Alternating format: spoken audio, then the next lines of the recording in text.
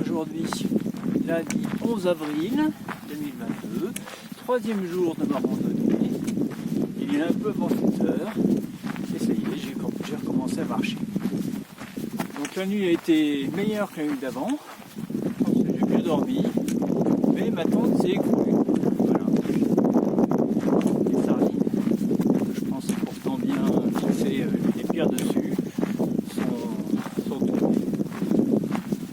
sont pas arrachées, et donc la tente s'est écoulée sur moi. Bon, ça m'a pas gêné tellement pour dormir, hein. C'est plus le matin pour tout ranger, ça allait compliqué. Mais bon voilà, je suis reparti. Donc le soleil va bientôt se lever là-bas. J'ai assisté au lever de soleil. Aujourd'hui, l'objectif c'est encore de faire une trentaine de kilomètres, peut-être un peu plus, hein, d'arriver à la cache à eau numéro 3. C'est-à-dire, c'est pas une cache, hein, une cache intermédiaire. Alors sachant qu'il y a 5 caches entre Pennycook Monument et Lordsburg, donc il me reste à croiser la cache numéro 3, ça va être aujourd'hui, elle ne doit pas être très très loin. Ensuite, la cache numéro 4, et je finirai par la cache numéro 5 qui est près de l'autre. Donc normalement, j'ai encore 2 nuits à passer, 2 jours entiers. Donc aujourd'hui, demain entier. Aujourd'hui on est lundi, demain mardi. Et l'idée c'est d'arriver mercredi matin à Lordsburg. Mercredi matin ou mercredi midi. Hein. Voilà, pouvoir bien manger dans un restaurant. Avoir une nuit à l'hôtel, pouvoir prendre une douche, me reposer, refaire, acheter des nourritures,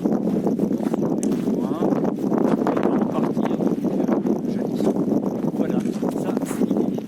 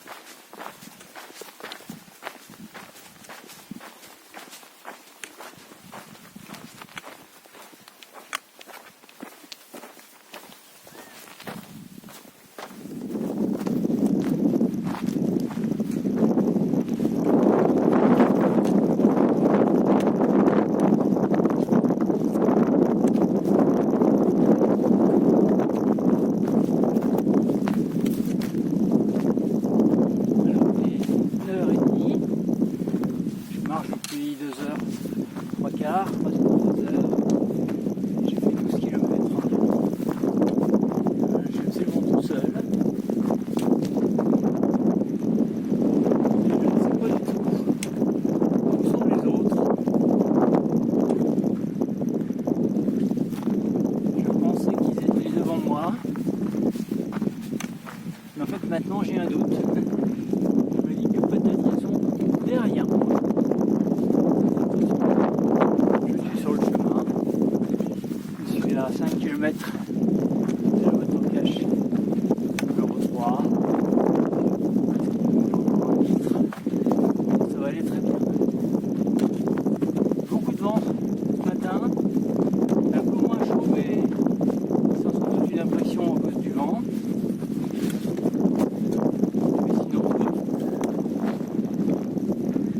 Des panneaux comme ça très régulièrement. Là où je suis, je ne sais pas si vous pouvez les voir, mais j'en vois 2 autres là-bas. Un là et un par là-bas. Donc en fait, c'est difficile de se tromper, de se perdre. Et si jamais on se perd, de toute façon il y a l'appli par route qui vous indique où vous êtes et où vous devez aller. Donc c'est facile. Je ne crois pas avoir expliqué dans mes vidéos précédentes pourquoi ce chemin de randonnée que je suis s'appelle le Continental Divide Trail. Alors, le Continental Divide, c'est une ligne imaginaire. Alors, évidemment, quand c'est imaginaire, c'est toujours un peu complexe. Donc, une ligne imaginaire qui donne le partage des eaux entre l'océan Pacifique et l'océan Atlantique. Si par exemple, je fais pipi sur le côté gauche du chemin, et bien ça part dans l'océan Pacifique, alors que si je fais pipi du côté droit, eh bien ça part dans l'océan Atlantique. Voilà. Alors moi évidemment, j'alterne les côtés où je fais pipi, hein, je ne dois pas être responsable d'une différence de niveau entre l'océan Pacifique et l'océan Atlantique. Et donc le chemin que je suis suit cette ligne imaginaire, d'où son nom de Continental Divide Trail.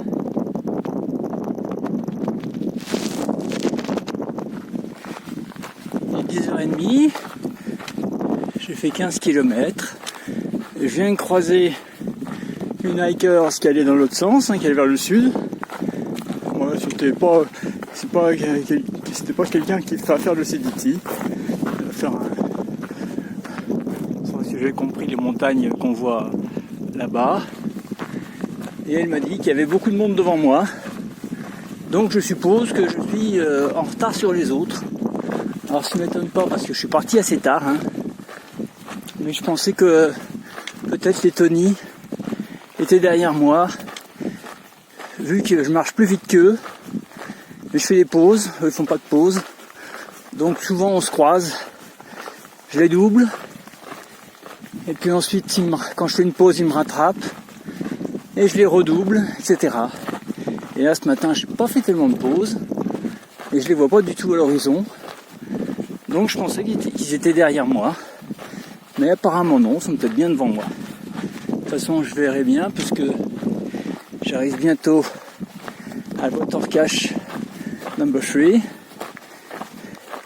Et donc là, je verrai sur le registre où tout le monde met son nom, qui est passé et qui n'est pas encore passé.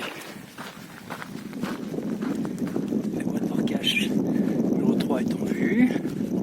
Je m'approche, il y a quelqu'un. Je vois encore qui c'est à cette distance.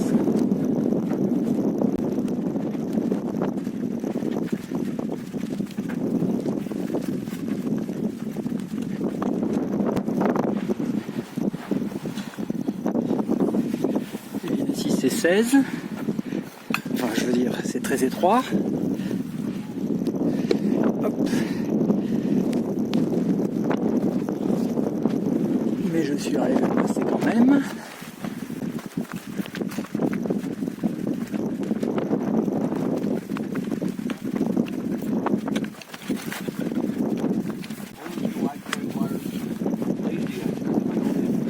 Aïe.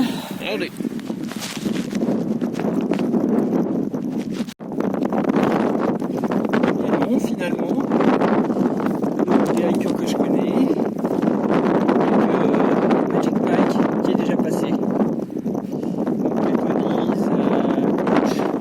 je les vois pas. Et là c'est Radar qui s'occupe de remplir les caches. En tout cas certaines caches. Donc je veux les remercier chaleureusement. Je vais faire ça. Comme ça, grâce à lui, on peut avoir de l'eau. Je viens de quitter la cache numéro 3. Donc il y a les Tony qui m'ont rejoint et là ils sont partis avant moi, donc ils sont devant. Bon, je devrais les rattraper parce que je marche un peu plus vite qu'eux. La boîte de cache numéro 4 est à 13 miles. Donc 13 miles, ça fait un peu plus de 20 km. Sur un quart, j'ai fait 16 km. Ça ferait 36-37 km dans la journée. Bon, ça me semble faisable. Hier j'ai fait 30 et j'aurais pu en faire un peu plus. Donc avec les Tony, on a dit oui. Avec votre cache numéro 4, ça va être bon. Alors j'ai pas trop chargé en eau. J'ai vu beaucoup à la water cache numéro 3. Et là je pars avec 2 litres. Bon, je sais qu'il y a de l'eau en cours de route avant la water cache numéro 4. Mais bon, c'est pas forcément de la bonne eau. Mais bon, si je suis à court, je peux toujours m'en ravitailler dans les réservoirs que je vais trouver. Réservoir à vache. Midi et quart, 21 km de fait. Et là, je pose une question. Est-ce que j'ai besoin d'eau? Voilà, je vais prendre de l'eau là-dedans. Oh non, je pense que ça va aller et que j'ai pris assez d'eau à la cache. Donc je continue. Il est presque 13 h, j'ai fait un peu plus de 23 km. Et là, j'ai fait un break pour manger. Et je vais manger du thon, tuna. Voilà. Ça me donnera des protéines. Et je suis arrêté avec mes amis Tony et Tony.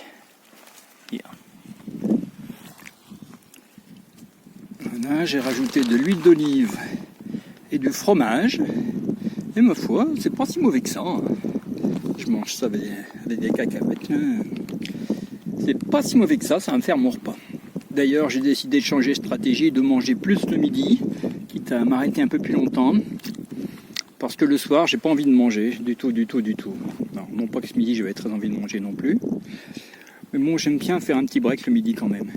Donc, je vais manger le midi, bien manger le midi, et peut-être manger un peu moins le soir.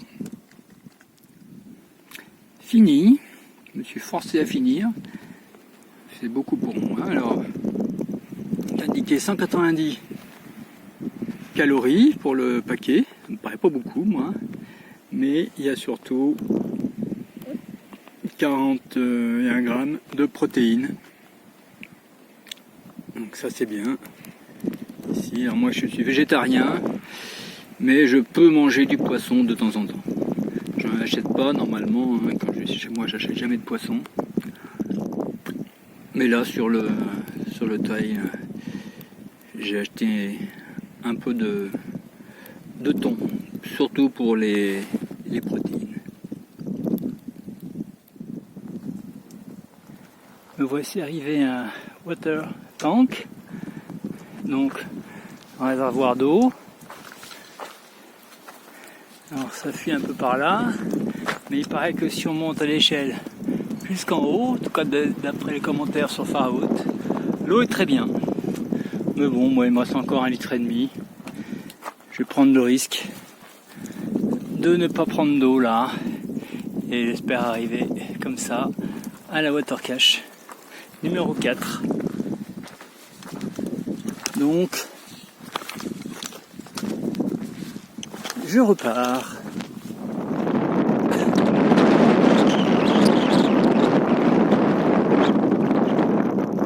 Qui a soif, hein? Parce que là, il y a à boire. Qui sent, hein?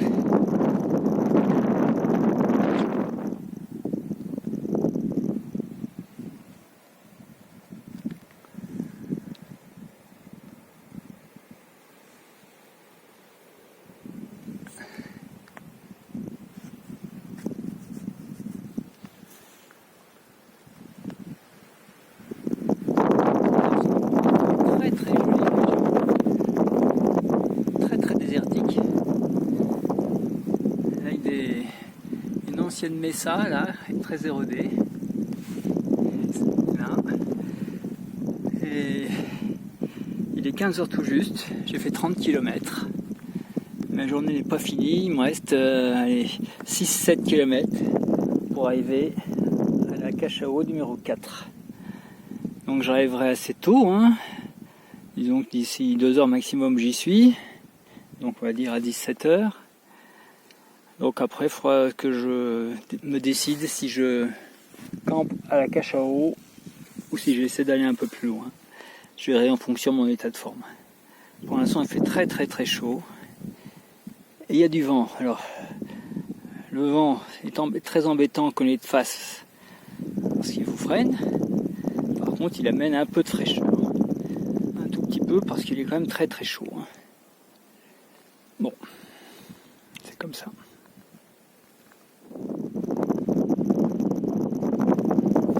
Il est 4h moins le quart, j'ai fait 32,5 km, donc c'est très bien, il me reste un peu moins de 5 km pour arriver à la cache à eau, donc tout est parfait. Il fait très beau, très chaud, beaucoup de vent, quand il est de face c'est vraiment dur, et j'ai rattrapé Mermotte, vous savez la hikeuse que j'avais rencontrée à Lorsberg en prenant le bus, là, hein. Eh bien, je l'ai rattrapé. Elle est partie un jour avant moi.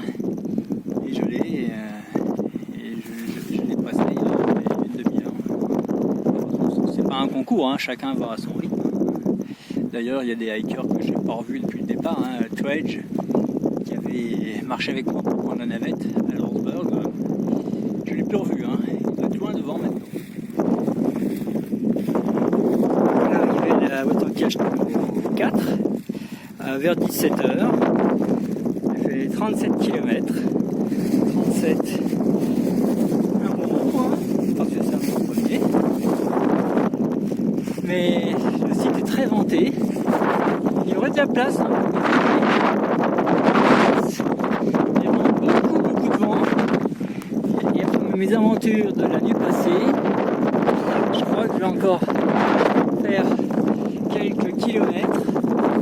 Et je me dis que je serai peut-être abrité par une petite montagne qui est sur la gauche, là, et que le vent vienne par là. J'avoue que je me serais bien arrêté là. Mes pieds se seraient bien arrêtés là. Mais bon, je crois que je vais faire encore allez, peut-être 1 heure maximum de marche. Il faut essayer de trouver un spot plus abrité du vent. Voilà. Voilà reparti.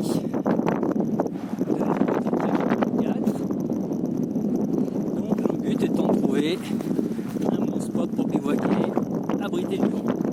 Bon, je me donne 1 heure maximum. Si au bout d'1 heure je ne peux pas trouver, tant pis, là sur le côté, même s'il y a du vent, tant pis. Et bien ça y est, la tente est montée. Il est 18h30 à peu près. Il y a beaucoup de vent. Vous pouvez sans doute l'attendre. On peut entendre cette vidéo, c'est la tente qui bouge et le vent qui tape dessus. Donc aujourd'hui, 39 km. Je suis très fatigué ce soir. Mais il fallait que j'avance parce qu'il faut que je trouve un endroit où sans trop de vent pour planter la tente. Bon, finalement, je n'ai pas trouvé, donc je ne pars tenter le premier endroit qui me semblait bien. Donc 39 km, au total j'ai fait juste 99 km, dénivelé positif 759 mètres et progression vers le nord 26,2 km. Au total, progression vers le nord 66 km. Alors demain, mon but c'est au moins d'arriver à la watercache numéro 5. Et même sans doute un peu plus loin, parce que je voudrais laisser pour le dernier jour, c'est-à-dire mercredi, assez peu de kilomètres pour retourner à Lordsburg. Comme ça, si j'arrive à Lordsburg le matin, j'ai le temps de prendre une bonne douche et d'aller manger au restaurant le midi. De toute façon, je passe une nuit à Lordsburg, hein, c'est sûr, j'ai besoin de me reposer. Et je repartirai donc, si je compte bien, jeudi matin. Voilà le programme. Eh bien, c'était une belle journée.